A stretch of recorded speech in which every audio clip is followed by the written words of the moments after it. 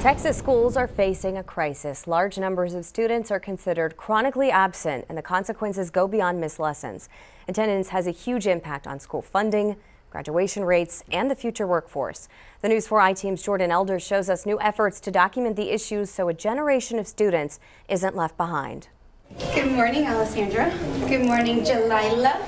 In-person learning has rebounded after the pandemic. Right now, I want you to take 30 seconds. I want you to read the problem. But many districts are still dealing with empty seats and absences. This isn't about students missing a day or two here and there. This is about chronic absenteeism, or students missing about 10% of all school days. This rose a lot during the pandemic, which you probably expected, but it still hasn't leveled back out. In fact, 1 in 5 Texas students was considered chronically absent last school year. I know of students that are having to help make ends meet. And so sometimes that means that if we're going to eat this week, that he or she may have to work a couple of days or 3 days or cover for childcare.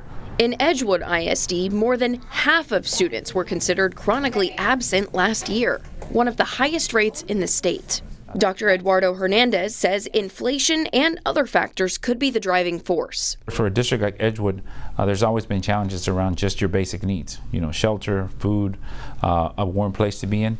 And so that was also exacerbated. The superintendent says the role of schools may need to shift to fix this issue, geared more toward helping families meet those needs. And instead of waiting for parents to come to them, let's get out into the neighborhoods. He's holding Platicas, a chance to connect with parents about what's holding their kids back from going to school and showing them what services Edgewood can offer to lessen that burden. Once a student's been chronically absent for several years in a row, it's a lot harder to bring them back into that school environment.